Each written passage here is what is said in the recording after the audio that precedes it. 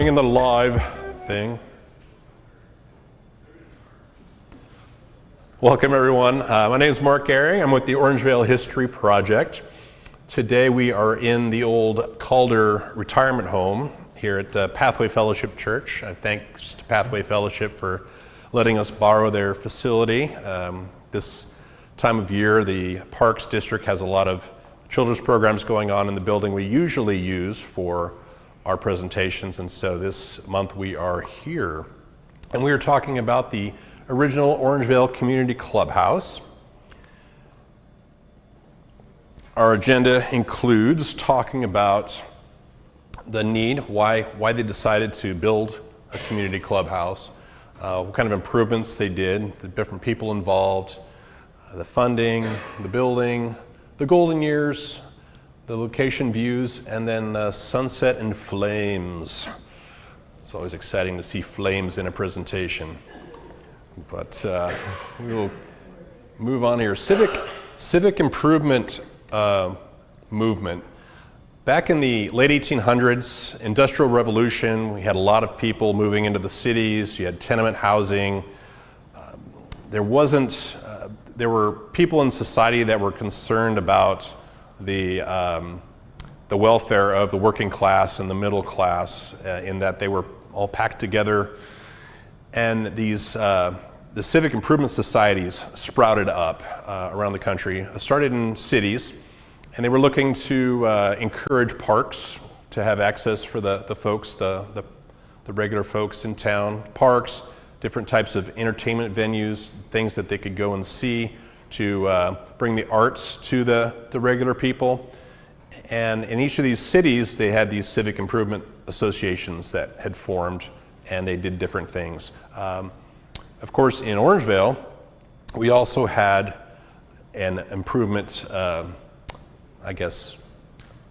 view. In our case, we didn't need parks. We were in the country. They had lots of country to go play in and whatnot. So they were like, okay, what do we need? So when we start looking at the different things that the Orangevale area already had in the early 1900s, we had the school. One of the first things they did was put in a school. We had the one-room schoolhouse, first started in 1890. That was upgraded in 1904 to a two-story, beautiful schoolhouse. So in around 1915, 1916, when they're having these discussions, we have the schoolhouse. It's about 10 years old. It's got a bunch of desks in it. If you're going to have a play or some kind of theater or some kind of event, you have to, of course, shuffle stuff around and try to make it into a venue to have different larger events go on. And so it was like, well, maybe we need something around that. The Methodist Church was built in 1906. They were the original congregation that formed in Orangevale, was a Methodist congregation.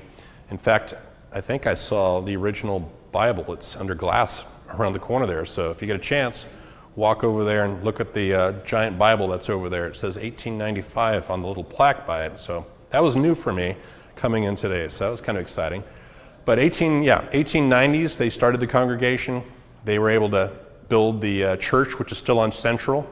You can see, of course, the presentation on that on our YouTube channel, which we've already done. But the thing is, the church is using it, right? They have their events, they have their children's programs, they have different things. So the opportunity for more secular type gatherings or to use that venue were a bit challenging back in those days. So that wasn't a really good venue. Same thing with the Presbyterian Church. It was built in 1897, so it was actually built before the Methodist Church, but the congregation didn't form until after the Methodist congregation, so they kind of flipped it with that building. Same kind of thing. So it's a venue, but you're competing for the church stuff that's going on. And then the final venue that Orangevale had at the time was Linnell's Hall, which was a packing shed on Linnell's property. We haven't done a lot of research on this yet, so if you happen to have a picture of Linnell's Hall, them dancing in there, that would be fantastic.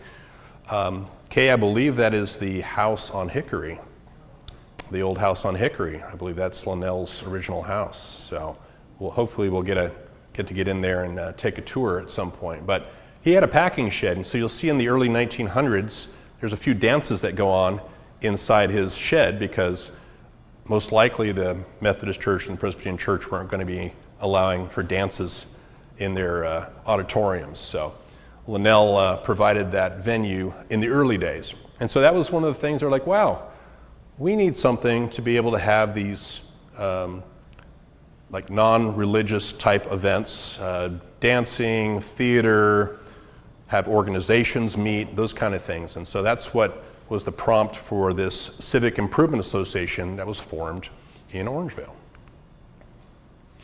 So the key players for this venture into a clubhouse were these folks here, a couple organizations and some people. The first one being Harry Thorpe. He was, at the time, either president or vice president of the Weinstock's stores. He owned the Mystery Mansion, we call it, if you go on our YouTube channel, the Mystery of the Missing Mansion. That was his house right there near Beach, and right in between Beach and Hickory on Greenback, next to Winco. It burned down a long time ago as well, but he owned the property right over here. He owned the whole north side of Greenback up to Hazel, and he decided to donate as part of this this endeavor a piece of land for them to build a clubhouse on. So that was very nice of him. The second person is O.H. Close. You might know him if you went to school, if you were in one of the first classes of San Juan High School. Anybody? Probably not. He was the first principal of San Juan High School, which started meeting in Fair Oaks originally, and then of course we had the high school on Greenback Lane.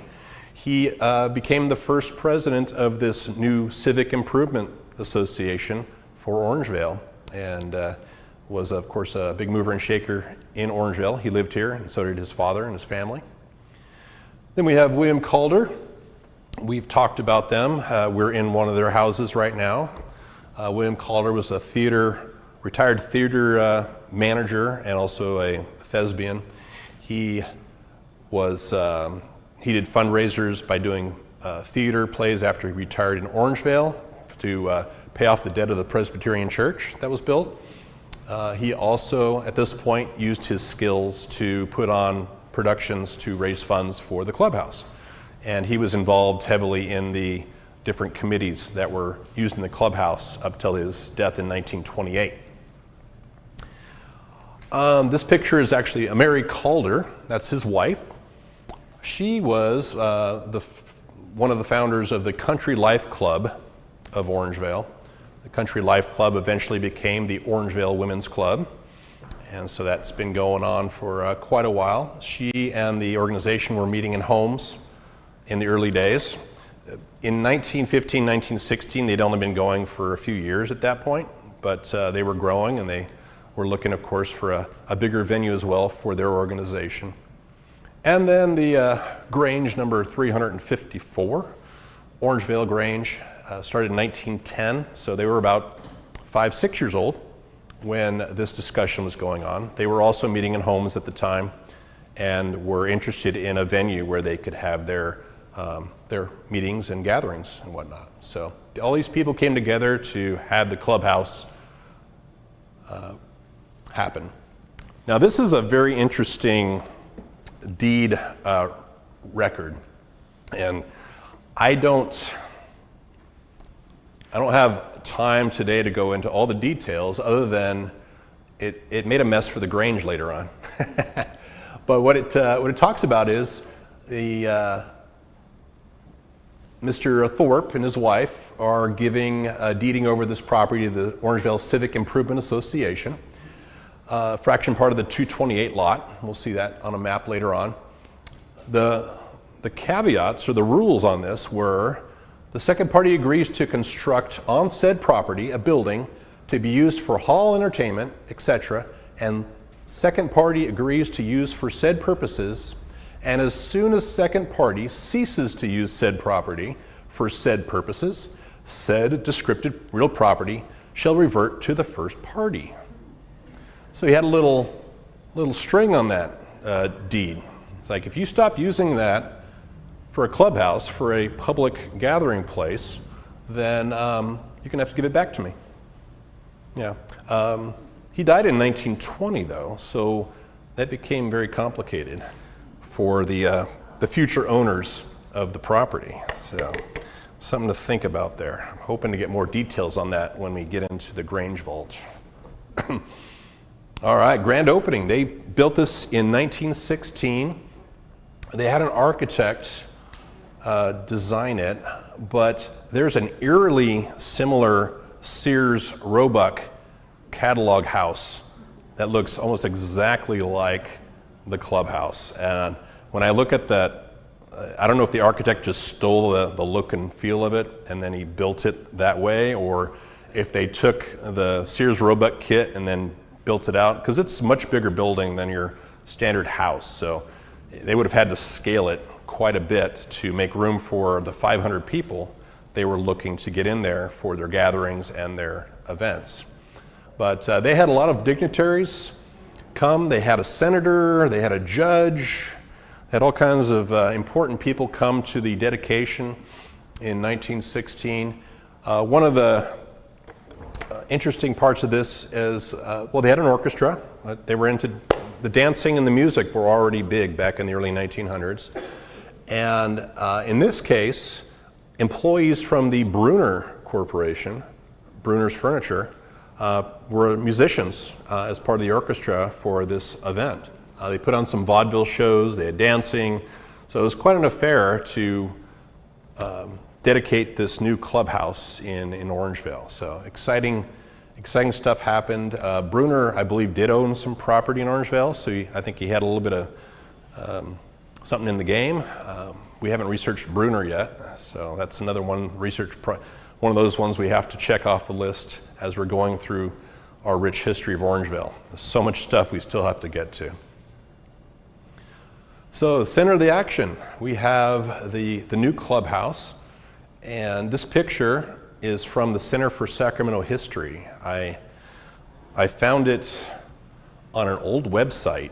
It was very interesting. Old website, old HTML type layout, and it wasn't being kept up anymore, but for some reason back in the day some of the archives had put together this website with some of the images they had from their various collections. This was before the Online Archive of California and all that stuff. And on that page there was this picture of the Orangevale Clubhouse, and I reached out to the Center for Sacramento History because all I had was the little the lame web picture. It was very small, very grainy. And so I reached out to Nicholas at the Center for Sacramento History, and I'm like, hey, Nicholas, can you find this? I mean, I have a copy of this image, and I sent it to him, and I'm like, this is all I know about it. It was off this website. So he did some searching, and apparently it wasn't even in their past perfect database. I couldn't find it in any of their search aids. And so he found the originals, and he scanned them in high quality for us, and we have them in our Google archive now, so we can use them for future articles or future information. Of course, as long as we credit the Center for Sacramento History. Thank you, Nicholas. All right. Talk about organizations in Orangevale. I went through the whole time of the clubhouse, and I looked at all the different organizations that had events, dances, fundraisers, card parties, etc., right, their meetings. And they're starting to scroll here. Of course, the Grange was very interested in having a community clubhouse. They're heavy users of the clubhouse. The Country Life Club, of course. Anybody a Royal Neighbor of America member? No? No? Okay. Royal Neighbors of America, I was like, what is that? I have no idea. So another rabbit trail. They're currently an insurance company. But if you look at their history, they're a mutual benevolent or mutual benefit society, mutual benevolence society, something like that, that provided life insurance or insurance for women. Was kind of their original. They were started by a group of women.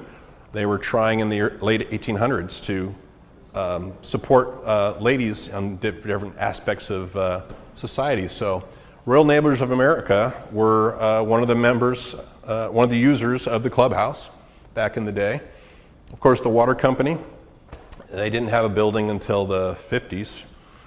The Sportsman's Club, that was after World War II. All of a sudden, everybody had time to do hobbies. So a sportsman club in Orangevale started up, and it was pretty extensive. I mean, we can do a whole other presentation just on the Sportsman's Club. Boy Scouts, of course, 4-H. There was an OV athletics club, apparently. The Republican Club, there was a men and a women's branch that met at the clubhouse. The Mothers Club, who knew? And then the Veterans of Foreign Wars also used the venues at some point in time. So these are all over the decades that the clubhouse was available, but it's amazing to see how many organizations were active while the clubhouse was around and were using that venue. And of course, we need dances, right? I've talked about dances, Linnell's Barn or Packing Shed, dance time. I want to talk about some neat Owen Castle's 4-piece orchestra, the Duncan Sisters Orchestra, Billy Floyd and his Southland Serenaders, and then we had modern music by Morton's Melodeons, right? These are just a sampling of some of the dance ads that I saw in the newspaper that were happening at the clubhouse. Most of them were in the late 30s, but a couple of them were after the war, so they started it back up in the 40s, late 40s. This one in particular was, I think, 49. But dancing was big, going out, big band or going out dancing all night. And our own illustrious Wilma Gum, which we have, of course, check our YouTube channel for our Confessions of Wilma Gum YouTube video. But she had something to say about the dancing in Orangevale. Let me read this to you. Most of the dances lasted until 3 in the morning, and it was common not to get home until daylight in the summer. At Orangevale and at Rio Linda, they had intermission time at midnight to give the orchestra a break and give the dancers time out for refreshments. The last dance before midnight was called the supper dance. The fellow who asked a girl for that dance was supposed to take her to supper. In Orangevale, they served food in the basement for the supper, which consisted of sandwiches, pie, cake, and coffee. Of course, you probably need coffee at midnight if you're still going to dance till 3 o'clock in the morning. This is way beyond my constitution, but Wilma Gum participated quite a bit in the dances at the various locations around Sacramento, and Orangevale, of course, was one of those. So let's talk about the location. Where was it located? I think some of us know, but it's interesting to see it on a map and see different things. This particular map is fun. This is in back of an envelope. So if you can't, you can see the creases from the envelope on that. This is in the Orangevale Water Company collection. We took a picture of the back of the envelope, but we forgot to take a picture of the front of the envelope. So I don't know who sent it, where it was from, or if it had any information on the front of the envelope, but they apparently were advertising the clubhouse on the backs of envelopes in the mail, which is an interesting way to market. So looking at this, you'll have Sacramento over here on the far left. They have the loops. They call it Loop the Loop through Orangevale. So you have Sacramento, you take Folsom Boulevard all the way to Folsom, then you do your little hoppity dance over the 2 bridges at that point, or 3, into Orangevale and to Greenback and Hazel. And there you've got the clubhouse all pointed out on their envelope. And then of course you could go down through Fair Oaks, enjoy that nice 8th Street road along the river, or you could take Greenback all the way out to Auburn and then pop back into Sacramento. So this was a really neat find in the water company's collection. We were in discussions with them to secure that collection and hoping that this will come with it. So really neat piece of ephemera from the area. This is, again, there's 3 photos from the Center for Sacramento History. And I think they took this picture because they were having a great time with the spelling errors. Orangevale Clubhouse.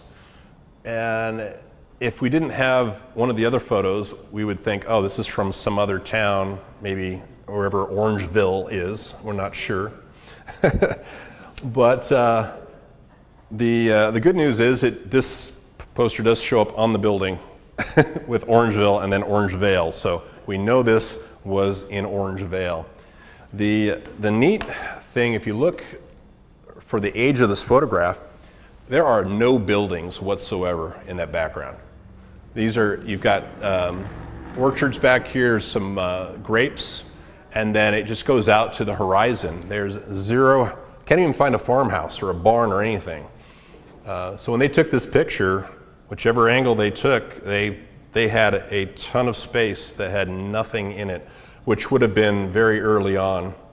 So probably closer to 1916, maybe 1920 at the latest.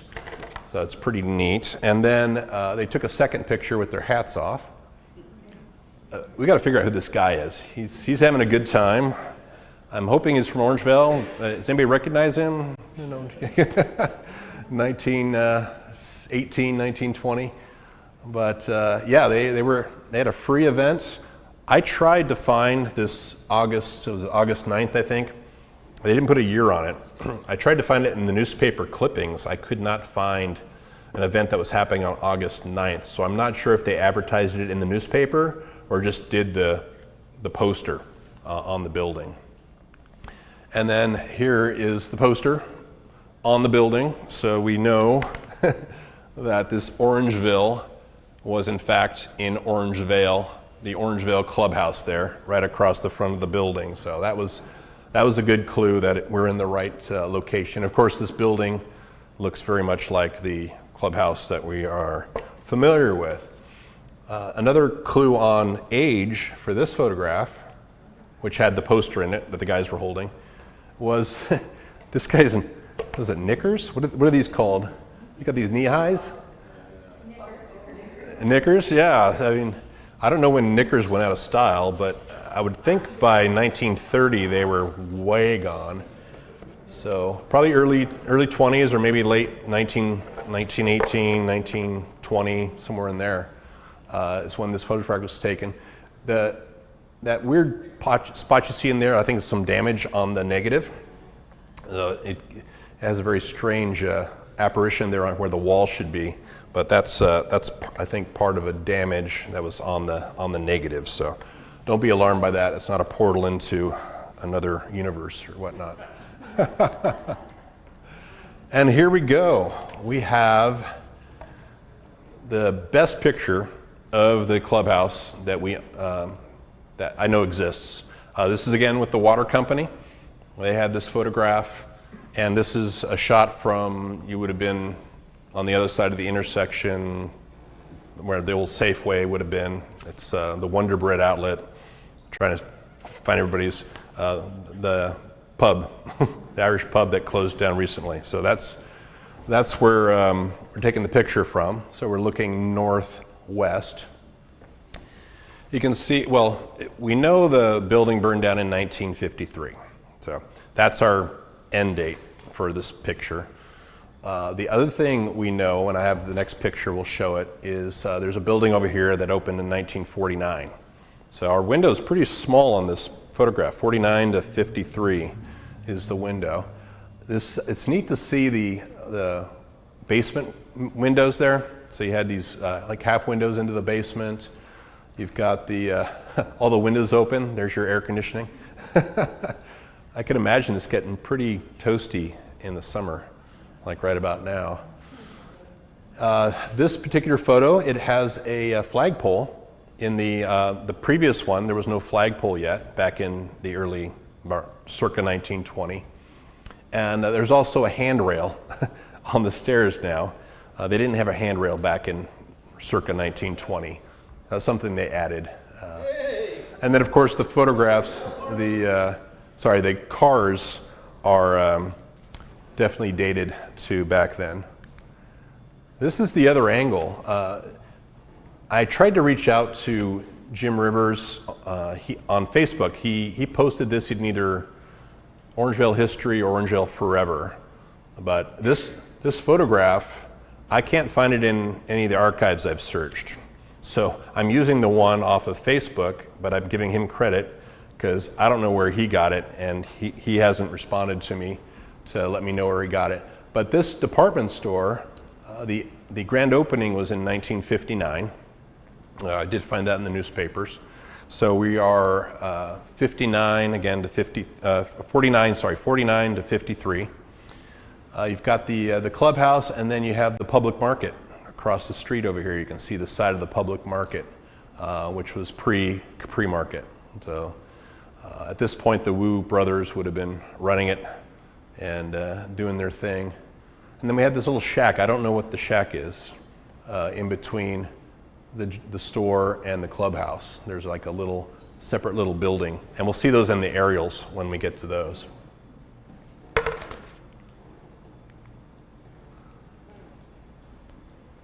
Oh, that's right. These are the only images we have of the inside of the clubhouse. I'm very excited. Chris Hicks tried to find, she knows her family has a picture of her aunt in the clubhouse, like in front of the kitchen. And it's in, she remembers it in one of their scrapbooks, but she couldn't find it before the meeting.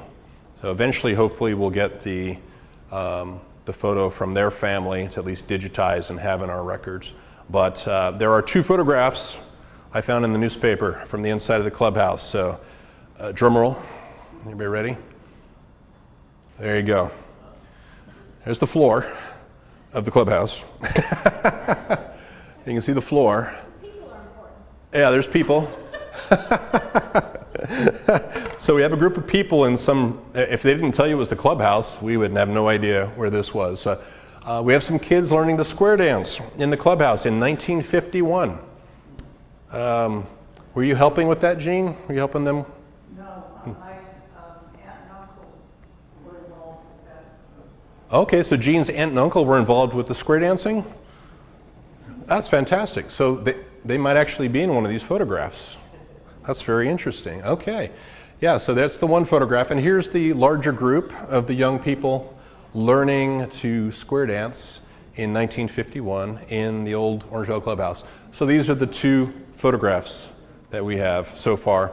What we're hoping for again is once we get into the Grange Vault, we will find some photographs from the Grange folks doing stuff in the clubhouse. That would be fantastic. And then eventually people are going to find it in their collections. So for folks, again, we did great with the lost artifacts. So I'm going to go to the cameras again. If you have a picture from inside the Orangevale Clubhouse, reach out to us and let us know, and we'd love to digitize that. Oh my goodness. All right, let's go to some parcel maps. Well, one in particular.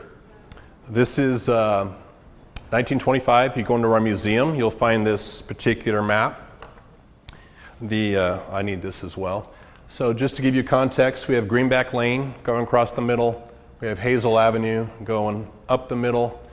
And then this little square right here is the piece that Mr. Thorpe gave to the community clubhouse. So the community clubhouse is on that little piece of land there at the corner of Greenback and Hazel. We've got the old Queen Anne Calder Mansion, which would be right across the street from us where the Orbit gas station is. And then for context, of course, the building we are in is right there on track 230 and would have been, at this point, owned by Mary Calder.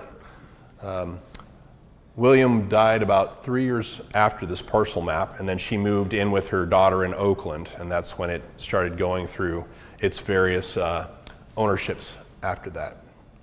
All right, let's keep moving here. So aerials, this is the first aerial we have of this particular area. The UC Santa Barbara frame finder, for those folks maybe in, I'm sure Fair Oaks has already done this, Historical Society, but this is the photograph from 1937, Greenback and Hazel for reference again. We have the clubhouse up here on the top, and you'll see the round driveway, and that's, when you look in the old aerials, that's one of the key indicators if you're trying to find your location on looking down on a map for this area. If you look for that round driveway, that's one of indicators. The other one I look for is where the three creeks meet, Linda Creek and the other creek at Oak Avenue and Hazel. You'll see all the trees and how they come together. So that's a good indicator, kind of triangulates me. And then the other one is the Fair Oaks Greenback intersection. Before Fair Oaks went through, Fair Oaks hit Greenback and it fanned. It had two, like a left and a right driveway that entered into Greenback. So when you look at the map, instead of just a T, it had a little fan, so you had two drives going and connecting to Greenback. So there's a couple of interesting aerial reference points for this area. So there's the clubhouse. We've got this is the Queen Anne still in 37. And then of course the building we are in.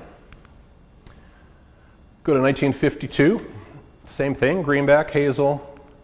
We got the clubhouse. We've got the two Calder mansions. And then the part I didn't reference, this is the, when we look at that parcel map, the original packing shed for the Orangevale Fruit Exchange is right here. By 52, they had shut down, so that was different owners. We'll have to do some more research on that building. But you've got the public market. You can see the top of the roof right there, public market. And then we have the building off to the left of the clubhouse, which had that storefront that opened in 49. And then finally in 61, Greenback, Hazel. We now have Pittman Shell. The clubhouse is gone. We've got the two Calder mansions because Calder number 1 didn't disappear until Orbit moved in 1963. So 61, you still got a shot of the mansion. And then we've added the Capri Market and a Safeway there on the corner. Of course, the packing shed is gone. It is now parking lot for Capri.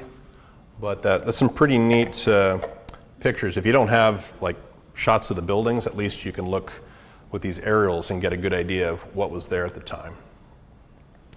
All right, Sunset and Flames. This is Mr. Pittman with his Shell station he just opened up in 1956. So in 53, this Orangevale Civic Improvement Association was waning. They were losing membership. People were heavily involved in the Grange and other associations. Their responsibility was the clubhouse, so they're renting it out, they're trying to maintain it. At this point, the building is starting to get dilapidated. They don't have the funds to do any big remodels, so they're just trying to keep it going. And in 53, they had an emergency meeting, and they said, hey, we need to talk about disbanding. We got to disband. So Donald Kuhn, related to some other Kuhn in Orangevale, they said, we got to have a meeting. Anybody who can show up, please show up. If we don't have enough interest, we're going to dissolve this bad boy, and we're going to give the clubhouse to the Orangevale Grange. Interesting. So the only other members, there was Mr. Kuhn, and they had Kaiser. Vernon Cable was on this board at the time, and then Carl Forden. So at that point in time, in the 53, the Grange was actually the largest Grange in California. It had like 800 members. So it was going very strong. All the ones in the Civic Improvement Association were also members of the Grange. So it was this overlap. It was like, why does this organization even exist? So it made sense for them to pass the keys over and surrender the clubhouse to the Grange. This was in spring of 1953. So the Grange is to assume the clubhouse title. Of course, you remember the Thorpe rules on, we'll have to get to that at another presentation.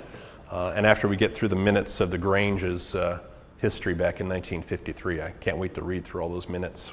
Hopefully they're still around. But hey, what did the Grange want to do? They weren't going to remodel it.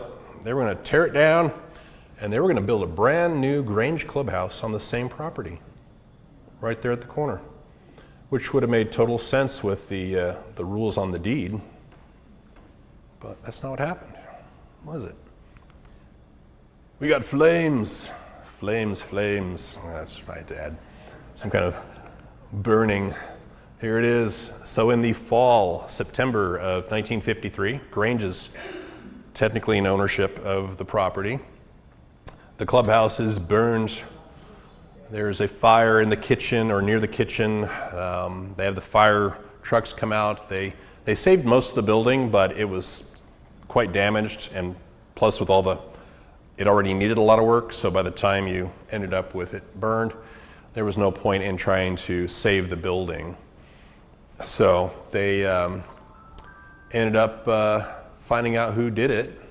We have a young fireman, arson, for folks that don't know. There was a young firebug. He was also a volunteer fireman, and they caught him in December. He finally confessed.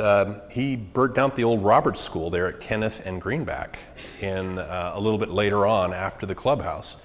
And when they talked to him, he said, "Hey, I've put on, I've started about 80 fires since I was 7 years old in this area." And so he was very much into the pyrotechnics.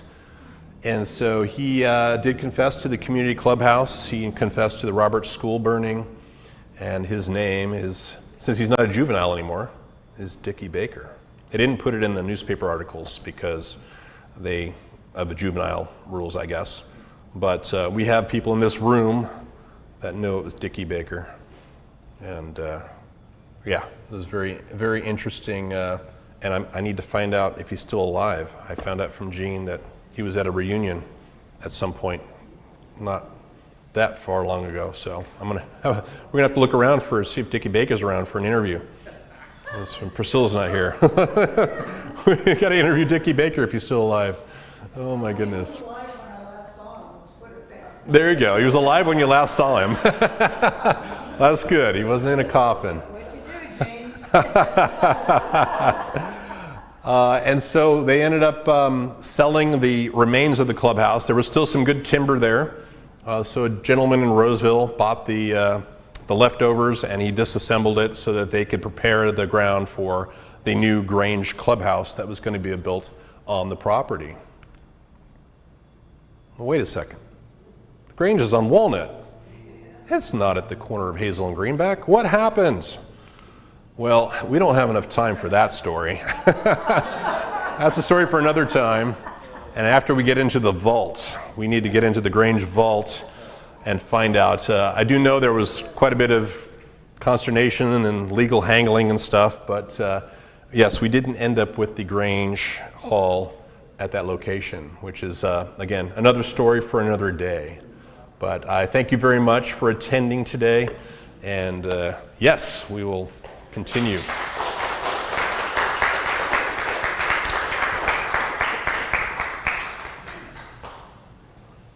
You done, Ken?